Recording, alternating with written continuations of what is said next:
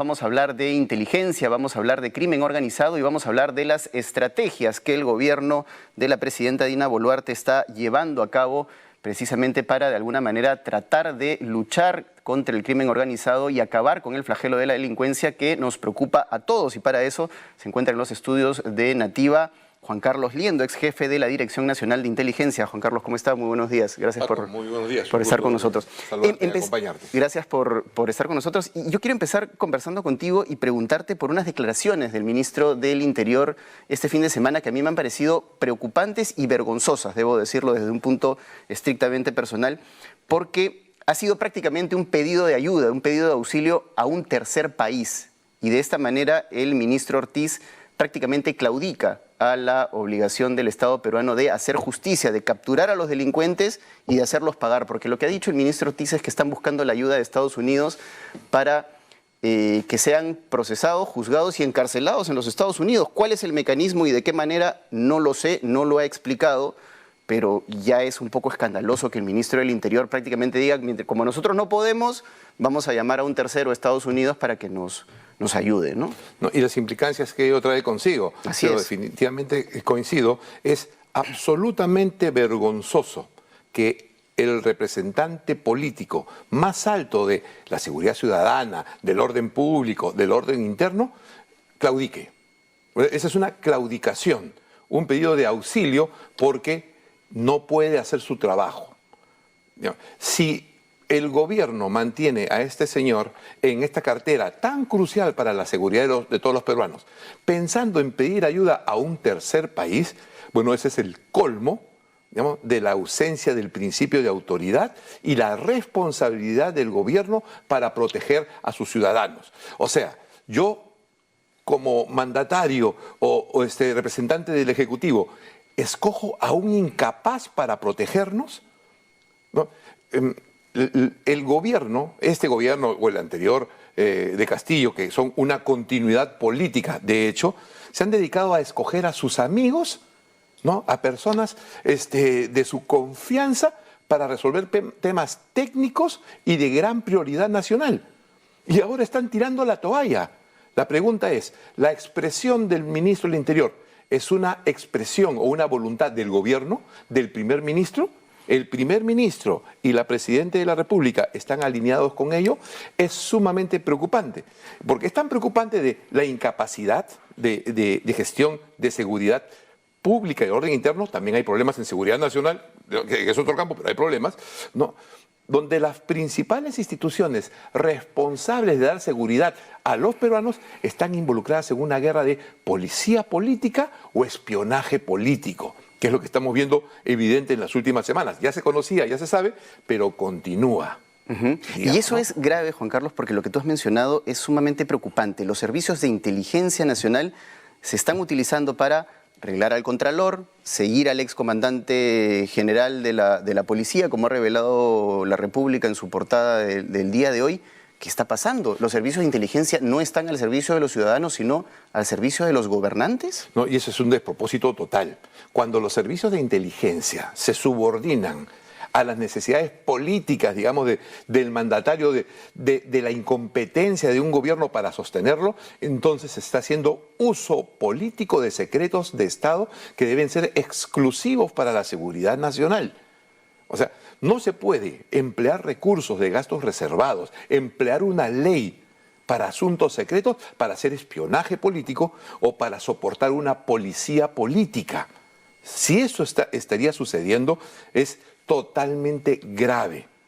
Y aquí tiene, obviamente, la prensa tiene un rol fundamental en exponer esos temas, pero hay otros organismos encargados de supervisar, controlar, ¿no?, que tienen que tomar cartas sobre el asunto. ¿Es cierto o no es cierto? Si no fuera cierto, entonces tal vez los que están difundiendo estas noticias deberían ser pues enjuiciados o querellados, porque el tema es sumamente grave, ¿no? Los secretos de Estado, la dimensión del mundo de la inteligencia por la profundidad de informaciones que puede manejar, el acceso a la vida privada de las personas que pueden tener, no pueden estar al servicio de una guerra política interna. No puede haber espionaje político, no puede haber policía política, porque estaríamos hablando de una tiranía. Claro, y más allá del tufo autocrático y tiránico que tú acabas de mencionar, está la desprotección al ciudadano. Comas, en esta semana han matado a 9 dirigentes vecinales o personas por sicariato. El último, ayer apenas, cuando se dirigía al baño, ha recibido 9 balazos. Y no solamente ellos, ¿no? Sino de una ola de extorsión y amenazas sobre alcaldes. Así es. En la ciudad de Lima y en las principales ciudades del país, para no contar lo que no sabemos de provincias o zonas más alejadas. Y este tema es muy importante, ¿eh? Porque mientras los organismos de inteligencia o de seguridad del Estado están preocupados en espionaje político o en policía política, ¿no? Nuestras fronteras están abiertas, migraciones masivas de personas de origen complicado. Ojo con Madre de Dios, no solamente Tumbes, ojo con el Putumayo. Principalmente a mí me preocupa Madre de Dios. Es una coladera, frontera abierta. Pero lo que acabas de mencionar tiene una importancia muy grande. Mira, ¿qué es delincuencia y extorsión sobre autoridades ediles? O sea, esto no es igual que un asalto a un banco o un robo al paso. Es el sometimiento de la autoridad pública a bandas criminales y el gobierno no hace nada, pide ayuda.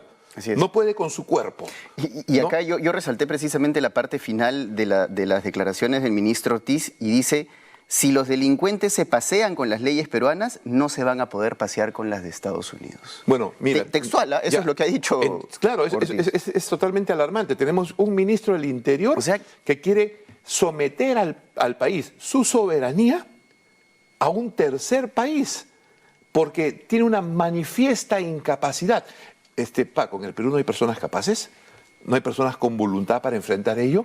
Esto sucede cuando la política se la adueñan oportunistas y solamente ven el poder como la oportunidad de enriquecerse, de comprarse joyas o tener una banda y salir en la primera plana de las noticias. No, es una vergüenza nacional que tengamos un ministro de estas características claudicando con su deber y tratando de hipotecar nuestra seguridad a un tercer país, como si no pudiéramos ser capaces de vivir como un país libre, soberano o independiente. Si aceptamos que este señor continúe en el cargo, estamos aceptando, digamos, que no tiene, aceptando un gobierno sin capacidad para manejar nuestros problemas. Yo me pongo como abogado del diablo, Juan Carlos, y es que hemos tenido tantos ministros del Interior en los últimos 2 años, cerca de 20 si no me fallan las cifras, que la pregunta es, ¿quién se hace de esta papa caliente? Esa es la pregunta clave, porque el problema obviamente no es una persona. ¿Y qué callos tienes que pisar? Porque adentro hay muchísimos callos que pisar. Exacto. El problema no es de personas, es estructural. Hoy esta persona agrega un ingrediente más a la dramática situación. El problema es estructural, se requieren cambios estructurales. Yo estuve hace unas semanas en el Congreso, donde un valiente congresista, el congresista Surín, está elaborando un proyecto de reforma constitucional para volver a crear la Guardia Civil, la Policía de Investigaciones, ¿no? Quizás también la Guardia Republicana. Ya está en debate, muy complicado, difícil en el momento, pero de todas maneras, más temprano que tarde se va a llevar a hacer, porque se requieren reformas estructurales. Y sobre lo que tú mencionas, es una realidad concreta, es la expresión de este gobierno, que por las leyes democráticas tenemos que esperar hasta el 2026. ¿No? Entonces, mientras este gobierno continúe, solamente estamos prolongando el sufrimiento y la agonía en temas de seguridad y muchos otros del Estado peruano, al nivel de claudicar en la soberanía y la integridad nacional, digamos, ¿no? Entonces, pero, ¿qué se va a hacer? ¿Qué se puede hacer, digamos, ¿no? ¿Cuál es la dimensión de lo que enfrentamos? Enfrentamos la necesidad urgente de una reforma estructural de todo el sistema de seguridad en la nación. Y planes existen. Está el plan Mariano Santos, hay un plan al 2030 también en materia de seguridad. O sea, es decir, el sector está sobrediagnosticado, diría yo. Pero el problema es quién le pone el cascabel al gato. Quién entra y le dice, tenemos que cambiar esto, usted se va, entra tal, entra cual.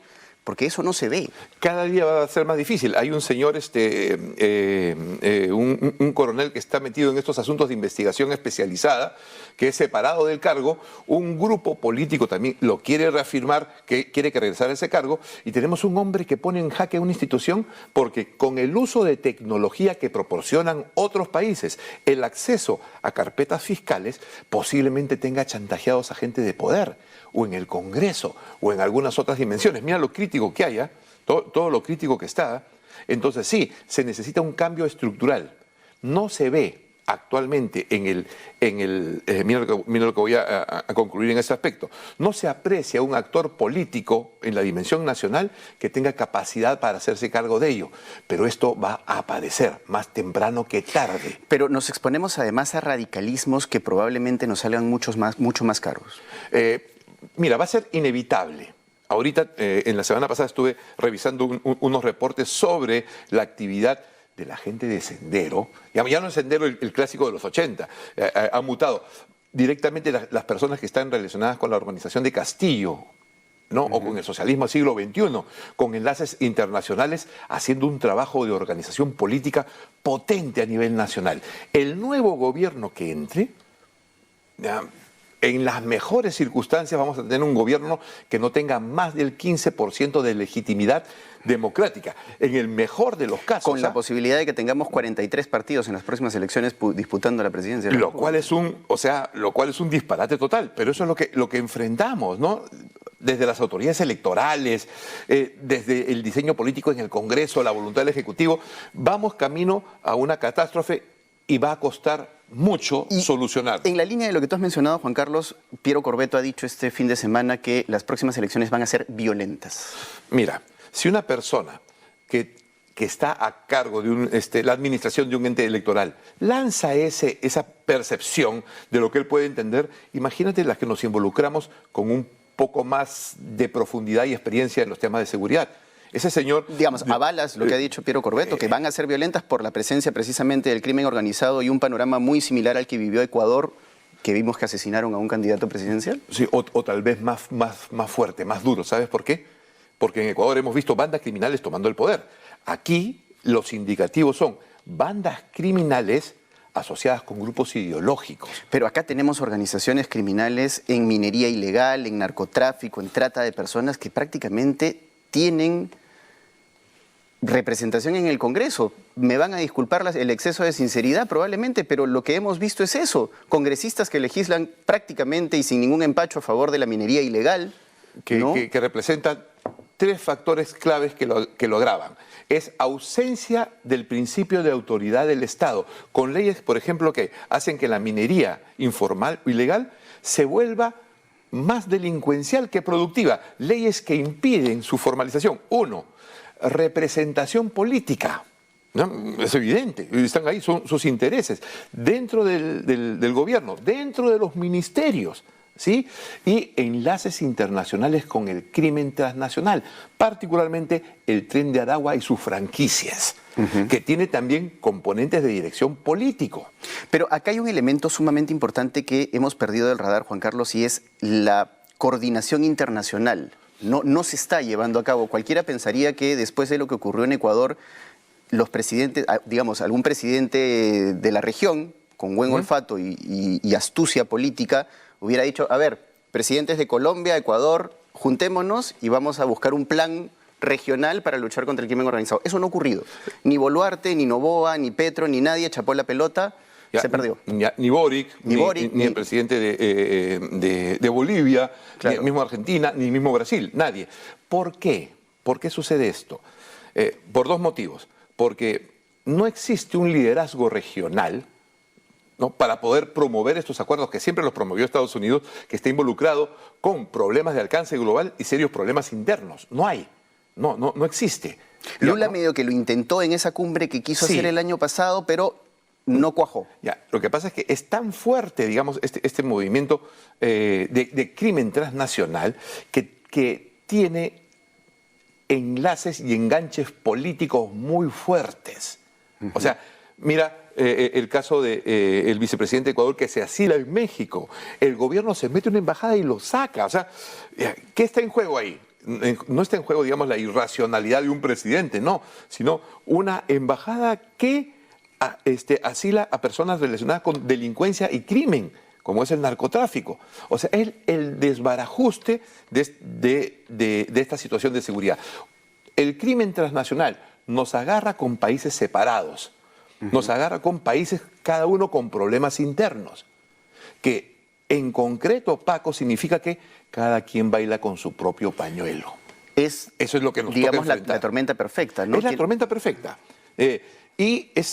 La tormenta perfecta requiere un capitán de navío bien plantado, que agarre su pero además una nave fuerte, ¿no? Y una nave fuerte, una tripulación preparada, pero sobre todo un liderazgo, digamos, preparado para aguas turbias, tempestuosas. Eso es lo que vamos a enfrentar, porque el problema no solo no es fácil, sino está en contra de nosotros. Qué bien que lo tocas en este programa, porque en muchos otros se aborda el tema muy superficial, ¿no? Que el gota a gota, que el asalto por aquí y la extorsión por allá. Sí, es cierto, pero aquí tú estás permitiendo tocar problemas estructurales, ¿no? El próximo gobierno, cualquiera que sea, la va a tener sumamente complicada. Van a pasar 2 años en el peor de los casos para tener un nuevo gobierno, 2 años y meses todavía, ¿no? Mientras más pase el tiempo, peor va a ser la situación. Muchos dicen, no, que se queda, está presidente, porque ¿quién sube? Bueno, la incertidumbre de hoy va a ser el triple, 4 veces de incertidumbre la de mañana, ¿no? Se habla de estabilidad política. Bueno, con este gobierno no vas a tener ni estabilidad ni seguridad. Mientras más pase el tiempo y no se tomen acciones concretas, reales, sobre los temas que estamos conversando. Permíteme pasar a otro tema, Sí. Juan Carlos, para que no nos gane el tiempo, y es algo que también ha pasado bastante desapercibibido luego de que ocurrió un operativo de gran envergadura en el Braem, que incluyó el lanzamiento de rockets desde Ayacucho para luchar contra remanentes narcoterroristas en esta zona del país, y que se anunció como un gran operativo y como una gran acción militar que lamentablemente acabó con la muerte de 3 miembros de las Fuerzas Armadas, y que no ha tenido mayor resultado, que más bien se desinfló y pasa como desapercibido. Y se pasó de manera desapercibida. Sí, bueno, la primera aproximación, digamos, sin abundar en datos de detalle, es que después de 2 años, un poquito más, 2 años, de duros golpes a Sendero, con operaciones bien planeadas, ejecutadas, digamos... Que ya es casi,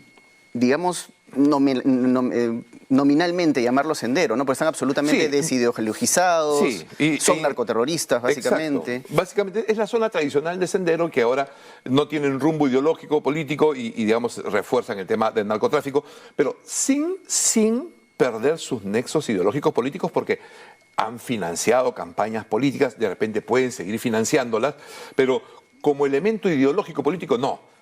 Es un elemento de terror oportunista. De lo que hemos conversado, ¿no? Organizaciones criminales financiando financiando políticas. Pero vamos al tema y a la preocupación muy legítima de lo que mencionas, digamos, ¿no? El silencio indica que los resultados no han sido los esperados. Eso es un hecho concreto, con bajas. ¿No? Tenemos 3 bajas de militares, que no es poca cosa, porque son fuerzas especiales. Entonces, uno se puede preguntar, ¿cómo se puede tener éxito en una zona como el Braem repitiendo mismos esquemas de operaciones? Porque, pregunto... Además, es una zona, Juan Carlos, discúlpame, que está militarizada desde la época del segundo gobierno de Alan García. Sí, desde el 2007 más o menos. ¿Y cómo es posible que en tantos años de militarización de la zona no se haya acabado con ese, a decir de las autoridades, reducido número Excelente pregunta. Y la respuesta inmediata es porque el problema no solamente es militar. Se habla de 200, 300 miembros de los remanentes de Sendero dispersados por una zona que ya está bien delimitada, pero tienen en su anillo este problema de Sendero actual en el Braem, enganchado principalmente con el narcotráfico, se ha convertido en un problema también de carácter social. Tienen poblaciones, comunidades aledañas, no solamente que le dan protección y alerta, sino que su vida productiva depende de ellos. Es decir, que no es un problema solo militar. Ese es lo más complejo.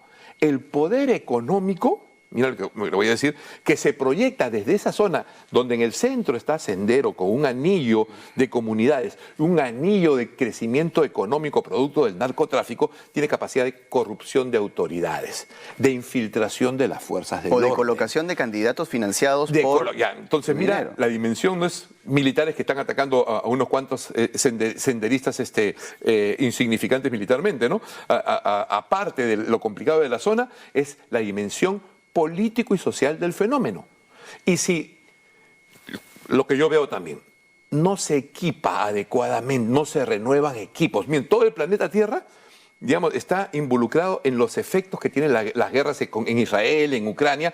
Todos están renovando su material bélico. Chile, Ecuador, Bolivia tiene más capacidad radárica que Perú, porque no es un secreto, hace una alianza con Irán, drones en Bolivia. Mira, es la guerra moderna, y aquí no se moderniza la Fuerza Armada. Los sueldos, digamos, del personal militar policial no han aumentado en los últimos 18 años, 16 años, y la inflación se ha disparado. Entonces, realizar operaciones en esas condiciones, con personal militar vulnerable a las acciones de infiltración del crimen, en una zona que ya es conocida, es un problema que se tiene que solucionar para que no pase lo que hoy está sucediendo. Pero, y la inteligencia, yo creo que es algo importante, y tú que eres un hombre de inteligencia, Juan Carlos, ¿cómo se está llevando la inteligencia en la zona? Yo he conversado con algunas fuentes, algunos amigos, y me dicen que la inteligencia no está funcionando de la manera como debería funcionar. Incluso se habla de filtraciones o de topos, ¿no? Todo esto, por supuesto, incondicional, pero es preocupante. Bueno, el hecho condicional es sumamente preocupante, porque sí hemos visto que cuando hay inteligencia hay resultados. Entonces, no podemos saber, entre comillas, qué hace la inteligencia porque se supone que es secreto, estamos fuera. Pero sí podemos evaluarla y criticar a partir de la toma de decisiones y de los resultados. Digamos, si no hay resultados y no hay incremento del poder de la fuerza, quiere decir que las decisiones están malas. Quiere decir o que la inteligencia que se produce no es la adecuada, o que los gobernantes no le entienden o no le hacen caso. Y ya se está abriendo otro frente en el Putumayo, para no hablar lo que es en Madre de Dios, que los efectos sobre la seguridad de la nación son sumamente graves. Me atrevo a decir más que el BRAE. Mira, Putumayo y Madre de Dios. Y además hay una infiltración del llamado Comando Bermelo en la zona fronteriza de Brasil con Ucayali, ¿no? Con nuestro país. Es en Ucayali y también en Madre de Dios. Bandas criminales. Y el modo superandi se proyectan sobre las autoridades políticas. Es una realidad, digamos, ¿no? Entonces, ¿dónde está la inteligencia? Bueno, pues lo que se puede apreciar es que la inteligencia está en manos de personas que no tienen antecedentes de conocer inteligencia, o que son amigos de determinados políticos, o que se dedican a hacer de policía política o espionaje político. Ahí se están empleando los recursos. Y esto debería ser, lo que estamos conversando, difundido, debatido, discutido, expuesto a la opinión pública, para que la opinión pública entienda la importancia de todos estos asuntos de seguridad y que no caigan en manos de incompetentes o de oportunistas. Digamos, porque quienes sufrimos somos los peruanos, digamos, ¿no? En toda su extensión. El Estado pierde el principio de autoridad. No se equipa a la fuerza, no se financia a la fuerza, no se entrena, no se adquiere tecnología. Potencia del crimen para infiltrar instituciones del Estado, del gobierno. De repente también inteligencia, quién sabe. Pero ninguno de estos temas se tocan ni se exponen con la urgencia y la necesidad que tenemos. Tenemos a PEC, mira, con presidentes ahora a fin de año, e inaugurar un puerto geopolítico que tiene implicancias, valga la redundancia, geopolíticas en la región, tiene efectos estructurales sobre negocios, alianzas extranjeras. Es tremendo, y un país sin seguridad, la cosa puede salir muy mal. Digamos que con la inauguración del megapuerto de Chancay, el panorama geopolítico de la región y del Asia-Pacífico va a cambiar de una manera radical. Total. ¿No? Brutal. Chancay se va a convertir en una ciudad en la que, lamentablemente, como suele ocurrir en las ciudades portuarias, va a proliferar de alguna manera el crimen. ¿Qué estamos haciendo para que eso no ocurra ahora que esto está en construcción y todavía no ha empezado? No hay obras de fortalecimiento de la infraestructura de la población que va a estar alrededor del puerto, y que probablemente va a crecer de una manera bastante agresiva y bastante grande y bastante rápida, ¿no? Y que va a ser evidentemente caldo de cultivo para algunas economías ilegales, ¿no? Exacto. Justo la semana pasada estuve en una maratón de exposiciones promovidas por el alcalde del distrito de Chancay, digamos, intercambiando algunos puntos de vista, exponiendo algunos aspectos de lo que sería una estrategia, pero los datos de la actualidad son totalmente alarmantes. Es un puerto de enorme potencia con estándares de seguridad los más altos del mundo, un puerto de impacto geopolítico, y tienes la zona inmediata que lo rodea, la ciudad de Chancay, con no más de 20 policías, 2 patrulleros, 2 motos. Y imagino que ni siquiera operativos, sin sistemas de vigilancia, radiocomunicaciones, cámaras. Internet, computadora, sistema interconectado, nada. Interesante. ¿Cuánto está aportando el gobierno central para fortalecer la seguridad de la ciudad? ¿Tienes alguna idea? La respuesta es 0. 0, 0. Digamos, ¿no? ¿Y quién administra, gestiona el tema de la seguridad portuaria? Tienes una alcaldía distrital modesta, digamos, en una zona de influencia geopolítica, de impacto macroeconómico en toda la región, ¿no? Y el Estado le presta 0 atención. La única, hasta donde conozco, la única preocupación del Estado con respecto al puerto de Chancay es salir en la foto el día de la inauguración. Así es. Digamos, ¿no? Entonces, el puerto puede ser la gran oportunidad del Perú, y los problemas simples de seguridad, ni siquiera los más complejos, porque también hay una dimensión muy compleja que debería ver la Dirección Nacional de Inteligencia e incluso las Fuerzas Armadas, sobre los problemas de impacto geopolítico de seguridad en la región, que no lo están tocando. Que de eso se trata además la inteligencia. La inteligencia preventiva precisamente hace ese trabajo de análisis de situaciones que están por ocurrir. Para evitar sorpresas estratégicas. Así es. Tenemos la cumbre de presidentes casi simultáneo con la inauguración del puerto. La implicancia geopolítica de ese hecho ha generado previsiones, esperemos que sí, porque tener una sorpresa que enturbie... Mira, los intereses geopolíticos son tan grandes que me atrevo a especular, es una especulación, ¿no?, de opinión, que podrían existir actores que se vean involucrados que puedan hacer fracasar la cumbre APEC y fracasar la inauguración. Claro, por supuesto, eso siempre tenemos que tocarlo con mucho cuidado. Con mucho cuidado, muchas pinzas, pero sí es una alerta. Sí. Si no puedo controlar la seguridad en un puerto que se agarran a balazos, mafias de personas, si no puedo controlar las fronteras, si las fuerzas de seguridad están enganchadas en policía política, en espionaje político, entonces sí es motivo de preocupación, Paco. Así es. Es una alerta. Muchas gracias, Juan Carlos, por haber estado con nosotros y por haber ayudado a analizar estos temas que son importantes y, por supuesto, preocupantes. Gracias. Gracias a ti, Paco, por estar en tu programa y a tus órdenes. Muchas gracias. Ha sido Juan Carlos Liendo, ex jefe de inteligencia, que ha hablado con nosotros precisamente sobre estos temas que son importantes abordar con previsión, con tiempo, para que no nos cojan desprevenidos y, como se dice coloquialmente, con los pantalones abajo.